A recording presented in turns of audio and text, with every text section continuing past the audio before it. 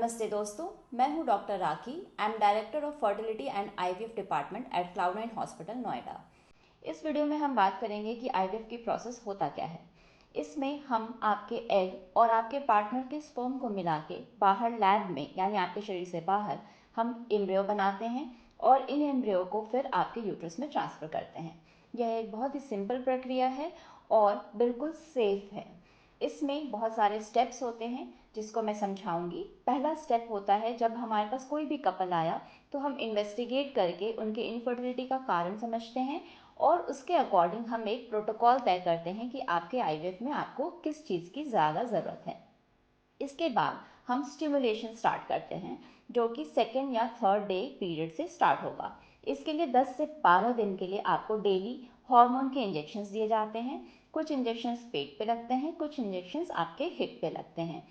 जब इन 10 से 12 दिन के अंदर आपके ओवम सारे रेडी होके मैच्योर हो जाते हैं यानी उनका साइज़ 18 से 20 मिलीमीटर पहुंचता है, तब हम उन अंडों को आपके शरीर से बाहर निकालते हैं। शरीर से बाहर निकालने की प्रक्रिया बहुत ही सिंपल है। ये एनेस्थेशिया के अंदर होता है। सिर्फ 10 से 15 मिनट का प्रोसेस है और इस प्रोसेस में कोई भी कट या स्टिच नहीं आता। हम सिंपल निडल के द्वारा आपके वजाना के थ्रू एग्स को निकाल लेते हैं। जिस दिन हमने एग्स निकाला उसी दिन हम आपके पार्टनर के स्पर्म के साथ मिला के इन अंडों को फर्टिलाइज करते हैं। फर्टिलाइजेशन का प्रोसेस दो तरीके से होता है, सिंपल आईवीएफ या फिर इक्सी, जो आपके इनफर्टिलिटी के रीज़न पर डिपेंड करेगा कि हम किस प्रक्रिया से फर्टिलाइजेशन करेंगे। जिस दिन हमने फर्टिलाइजेशन स्टार्ट किया उसके 3 से 5 दिन के अंदर आपके बेबी बनके तैयार होते हैं। पहला स्टेज है थर्ड डे बेबी की एज पे, जहाँ पे हम ये समझते हैं कि आपके कितने अंडे से कितने बच्चे बन रहे हैं और उनकी क्वालिटी कैसी है।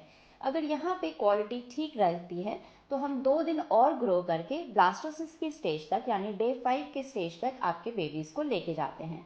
अगर हम ब्लास्टोसिस बना पा रहे हैं तो ऑब्वियसली आईवीएफ के सक्सेस होने के चांसेस बढ़ गए।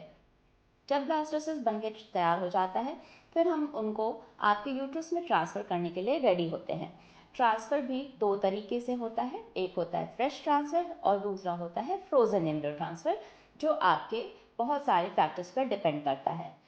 जब भी हम आपको ट्रांसफ़र के लिए प्रिपेयर करते हैं तो हम एक अल्ट्रासाउंड की मदद से बिना बेहोश किए आपके यूट्रस के अंदर इन एम्ब्रियोज़ को ट्रांसफ़र कर देते हैं।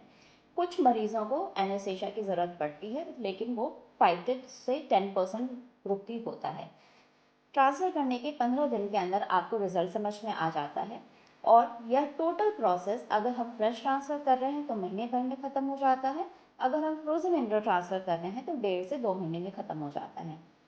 तो ये बहुत ही सिंपल प्रक्रिया है, सेफ प्रक्रिया है और सक्सेस भी बहुत अच्छा है। सक्सेस रेट हमारा बहुत सारे कारणों पर डिपेंड करता है, जैसे कि फीमेल की एज क्या है, उनके एग की क्वालिटी कैसी है, स्पर्म की क्वालिटी, यूट्रस के फैक्टर्स एक्सेट्रा।